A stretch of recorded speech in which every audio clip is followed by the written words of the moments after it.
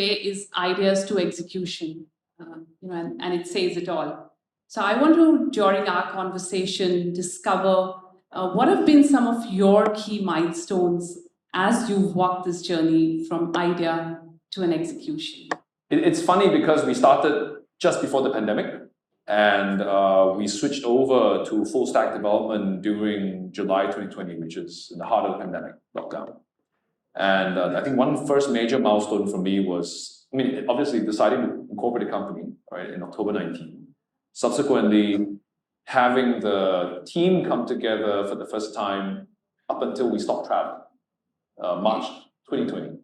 And then later on, deciding to ditch the original ODM strategy and build everything in-house ourselves. That's when we reached the next level of the milestones where we had to form the core team to build the product. That was another key milestone.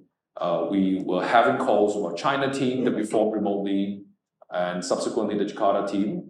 From that point on, getting every subsequent build that we had coming out from the garage, you could say, and then later on the fundraise, the subsequent Series C raise, and then the Series A raise, and in between the unveiling of the bike in Singapore and then the launch of the bike in Jakarta end of last year. Okay, great. So let's step back. Let's start with the idea.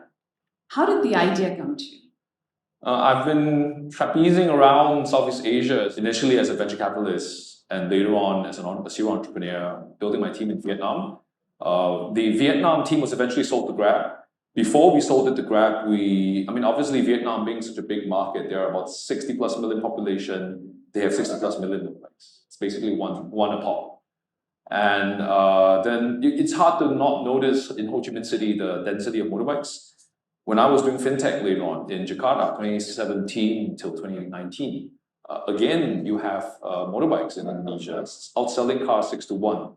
So between these two, I noticed the prevalence of motorbikes as the first transportation medium in Southeast Asia. And it is a way of life, it's a way of culture. It's nuanced differently in Southeast Asia, Thailand, Indonesia, more similar, Vietnam being a bit different. So it was hard to ignore that. And when you merge the upcoming waves of ESR, CSR that I was noticing, back in 2018, 2019, Indonesia Minister Luhut was already talking about accelerating electric transition in Indonesia. So when all these factors came together, I think the need, at a personal level, the need to go back to something less ephemeral. As an innovator, as an entrepreneur, I want to touch what I'm making. And I saw the trends and I was like, hey, I got to get into the space. Okay. Environment as well. Yeah. Oh, good. So that was the idea. Once you had the idea, you looked at the trends, you figured out that, this is a big thing here. What was the second step? What was the immediate second step? When I decided to go into this space, I think like any other founder would, I figured that it makes sense to find and look for a co-founder. Mm-hmm. In spite of my 16 plus 17 years of experience on all three sides of the table, having worked as a civil servant, having worked as a venture capital angel investor, having been a serial entrepreneur, I still felt like I didn't have all the ingredients that I thought I needed, and I went and looked for a co-founder. That, I think, was the second step. It ended up eventually being the wrong choice. What are some of those ingredients that you went out looking for in a co-founder? I am a straight-laced guy. I thought I needed someone slightly gray. I have never built a motorbike before. I don't have a motorbike license. He had a motorbike license. And he was from the first electric motorbike company in Singapore, Scorpio Electric. So in that perspective, I felt that it was important to fill the gaps that I thought we needed. But when we had a shift in go-to-market technology models, when we no longer wanted to depend on China as our ODM supplier, and we had to pivot towards a full-stack in-house development, build up the team members for that, I think my technical background, my triple hats on all three sides of the table started kicking in. And interesting enough, I think we were able to pick it up. The team we built allowed us to go forward and build on that foundation. Did you also build the initial team or co-founding team, as sometimes it's called? Yes. In fact, we quickly added a bunch of folks that were critical to, because it's just two of us, and I'm technical, he's not, and we needed to fill the rest of the holes, and we quickly poached and hired from, and hustled to look for people from all kinds of places. We poached from the ODM partner that we worked with, that didn't work out. We poached from a Beijing electric motorbike company, moved him from Beijing to Guangzhou and later to Singapore. We hired from Bangalore, right? We hired in China, hired in Indonesia, hired in Vietnam. We hired as broad as Kazakhstan.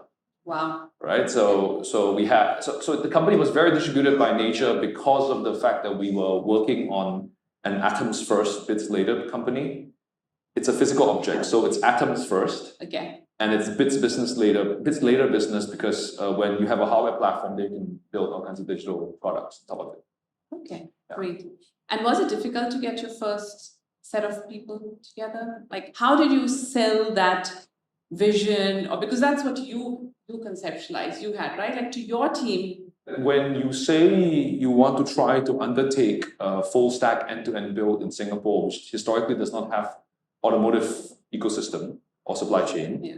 And you're trying to do it amidst the pandemic, people think you're crazy. You have no license, you don't understand the product, you're trying to do it in a country that isn't the market, we don't have the natural talent, admittedly. But it didn't feel that difficult when I was in the midst of it, because you just don't think, blinkered, right, on the race course. But on hindsight, when people ask, wow, what got you into it, how do you do it? When TVSM was talking to us and they were like, wow, you should not exist in Singapore. And I didn't take it, I said, I understand what you mean, and I did not take it back wrongly. Yeah. I think that in itself, on hindsight, felt really hard. But when you're crazy enough to try and do something, the world somehow conspires to help you out. We put out a job ad for senior industrial designer electric motorbikes. Okay. There was a Singaporean working in Yamaha. Wow. Who reached out. He was the only applicant for that job. And he was hired on the first call. He could not believe his eyes that there was a job posting for such a role in Singapore.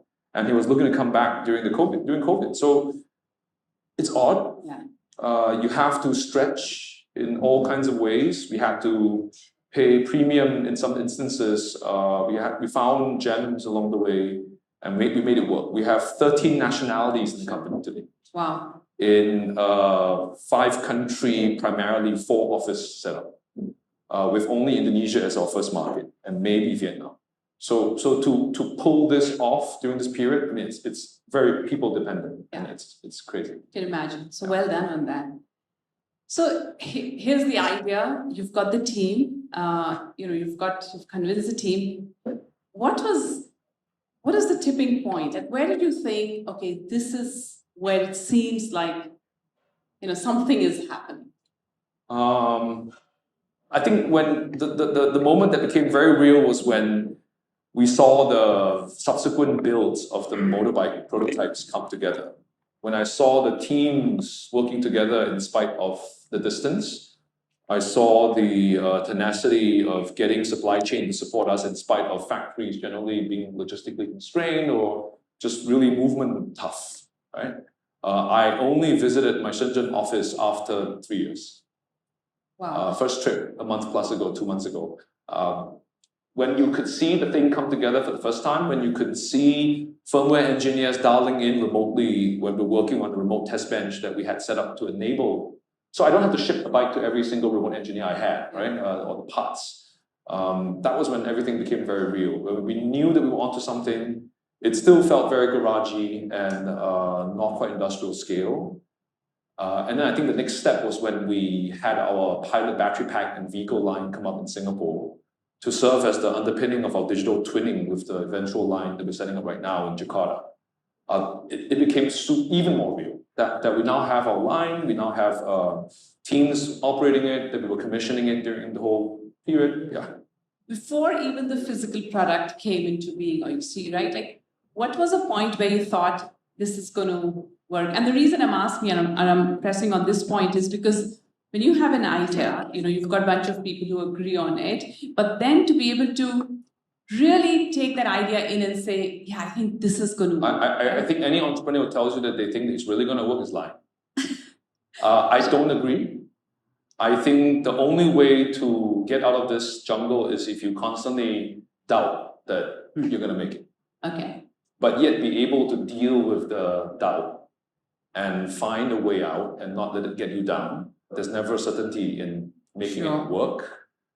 Even till today, I mean, we just signed a lease on a 46,000 square feet factory. We're putting the plans together to commission the line.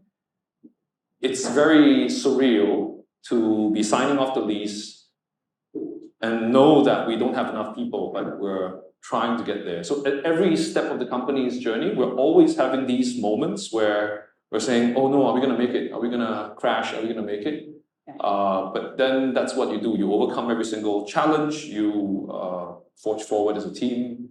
You try and break down the Tower of Babel and have all kinds of find all kinds of ways to hack your way around this. Yeah. So can I just double click on this moment of doubt? Oh, double click, yes, please. Because the reason I say that is because in the journey, and I'm sure it's going to hold true for a lot of audience here, is that you're going to go through this moment of doubt like multiple times. It's not like one time, once you think, oh, we've made it, it's like the next round, the next round.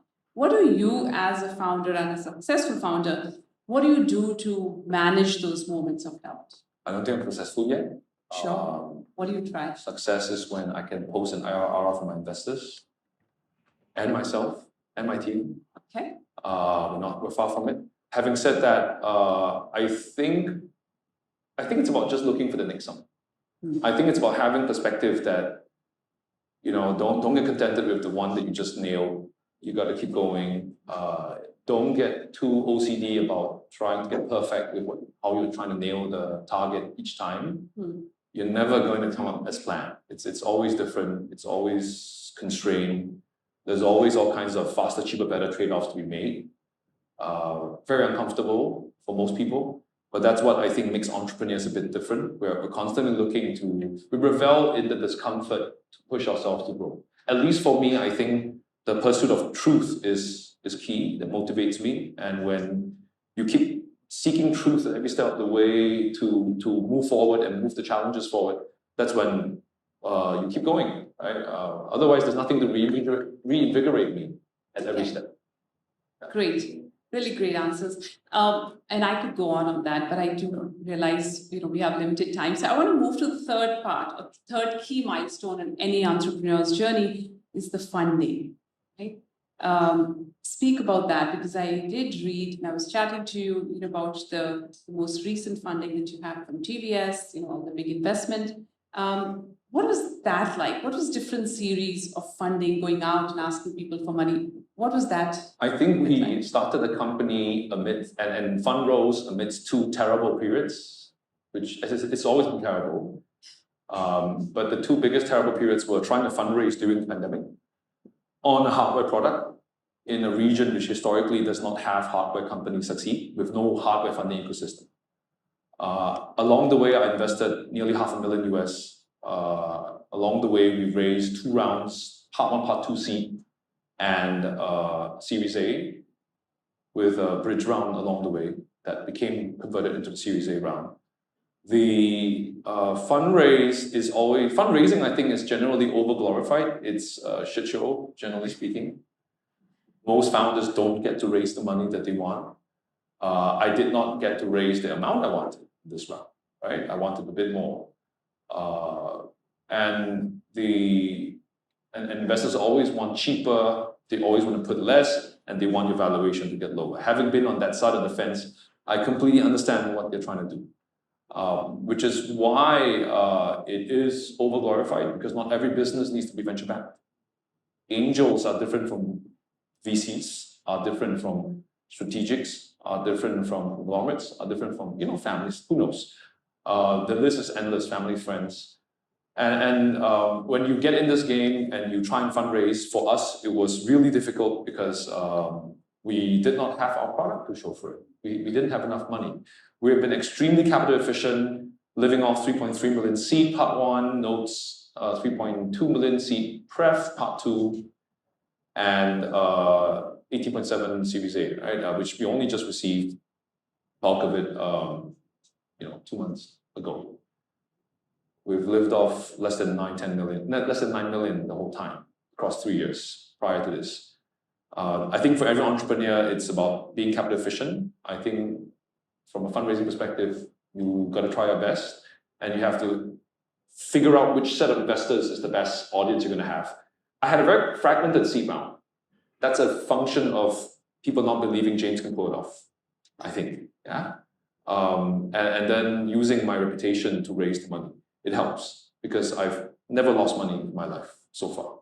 Then to convince investors to put money in, a lot of it is not just about the clarity that you present, but also about the team that you have, about the approach that you take, it's timing, it's luck as well. I think luck is 60-70% of a race. No one else was crazy enough to try to raise with an end-to-end play, and we were able to break the raise up into 2 parts so that we could show progress along the way. When I was fishing for Series A checks starting from February 2022, I struggled to find investors that were appropriate. Not that there weren't investors to talk to, but the timing was bad. I'll give an example. A US investor took umbrage at the fact that we had a Chinese subsidiary. And we're like, no, but it's a subsidiary. They're like, no, I don't have anything to do with China at this point in time, right? So you get all kinds of weird signals, and along the way, you just have to zoom into who you know is the one and take a discount on what you thought you were going to get. Right. Okay, I'm going to move on from funding to probably the last part of the journey, which finally comes to execution.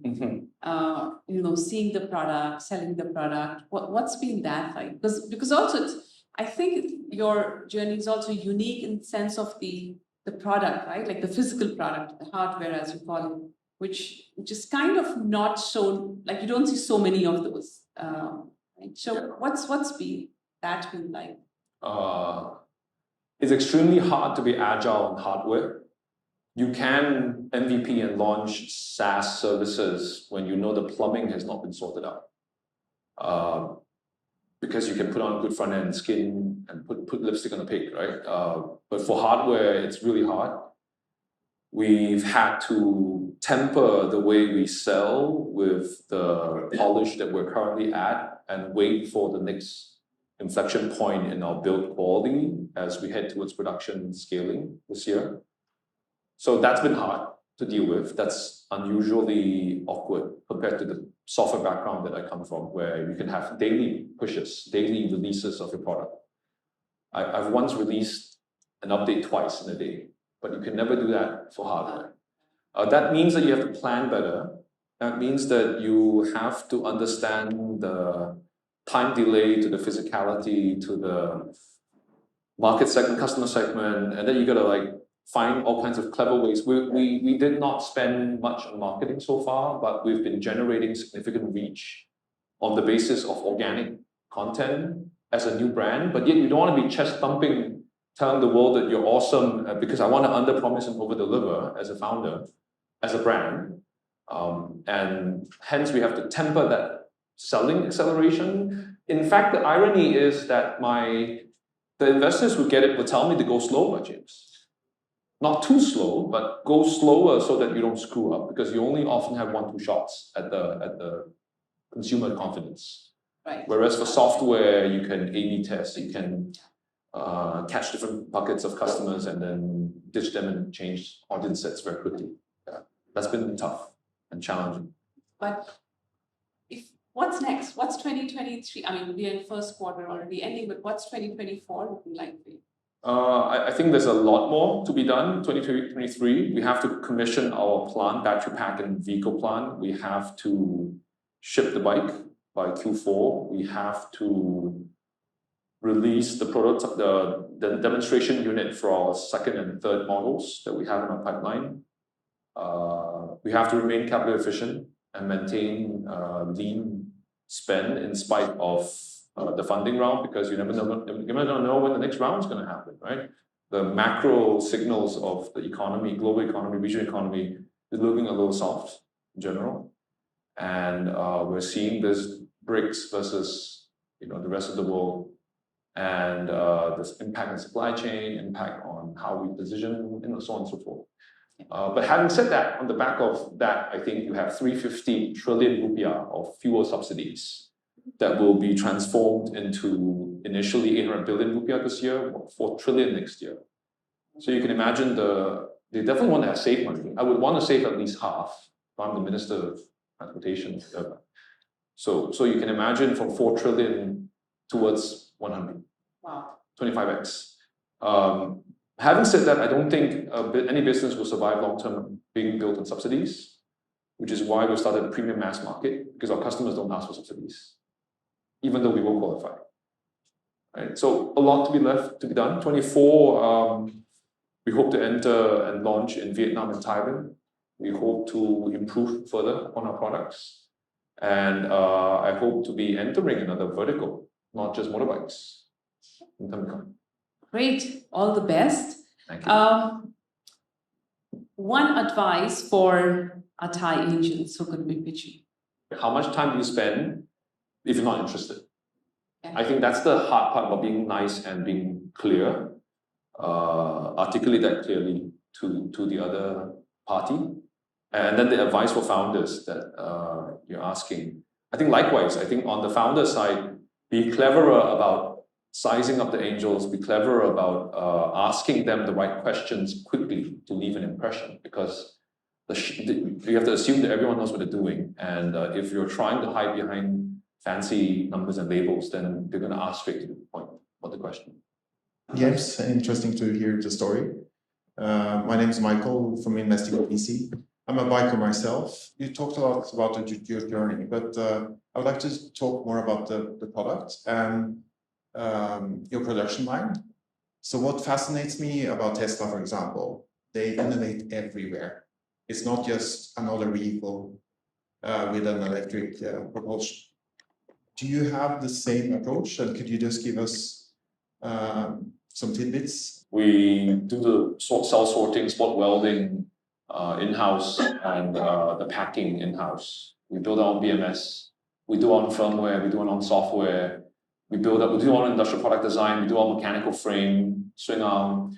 We tool. We release files for tooling ourselves. We innovate everywhere. Like, investors always love to ask. Angels always love sometimes to ask, what patents do you have? What IP knowledge do you have? I think a lot of this is actually know-how. The nous and the know-how of integrating all these things together.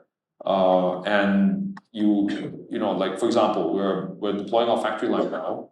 How do I ensure that my ERP system can still get clarity of item masters and bill of materials going out of my ERP storage warehouse into the factory line to be consumed, tracked against warranty systems that needs to be had, back to who, is it an operator error, is it parts error, back to supplier for warranty claims. I mean, it's not rocket science, but you're going to have to innovate on how you implement without calling for NetSuite, Oracle, or SAP in, because we can't afford them, right? We're going to have to cobble things together to make it work. We only have 5 mechanical engineers. How do you work with 5 mechanical engineers to do a complete vehicle integration with 70–80% of the parts custom design? So there's a lot of process method corners that we take at higher speeds, knowing where the debt is and going to clean up. So I wouldn't say it's hard tech, it's not deep tech. We have no know-how for battery pack lines, so we're going to have to transplant know-how from China, our own team we design our own battery pack line. We optimize the process ourselves. So all of these things, I think, come together to make it difficult to compete against what we're doing. Anyone can go to China and point at a bike and say, I want this, and I want a badge on it, and I want a volume, and I want to go sell it in another country today. But to really then take a very volumetrically constrained product and then trade off the way we want to trade off to achieve the trade-off between performance, design, specs, and then to deliver it in the hands of the customer takes, as you rightly pointed out, a lot of nuanced innovation at macro levels. And your I mean, go-to-market strategy? How do you direct sell? to customer. Yeah. Direct to customer, not traditional dealership. Yeah. Completely disrupting and avoiding where the puck would normally go. So I think I'll ask you an unfair question. Previous James 1 and James 2. So James 1 and Joichi Ito, how would you look at ION Mobility if you were on the other side? I think cash flow management is key. I think the capital structure is key. I think the customer loyalty, customer acquisition costs, conversion funnels are key. And when I can demonstrate all these numbers as an entrepreneur to my next round investors, I'll be bringing on the PE numbers, private equity money, when we get there. So it's unfair advantage to have as an entrepreneur to think as an investor and then think as an entrepreneur and then use that information unfairly. The challenge is then in the execution. How do you get this ragtag bunch of people to come together to execute and make this happen, because they're never always going to be as motivated as you? How do you create the incentive structure to incentivize them to play this journey with you? All these numbers will then have to prove itself. And then what's the exit, right? What's the initial exit for the short exit window, guys? So I'll have to look at my investors' fund life / exit secondary expectations, then look at my cap raise structure. That's what an investor would be thinking, right? Like, can he make it? Does he have enough luck, magic touch, charm, ability, randomness to make it happen?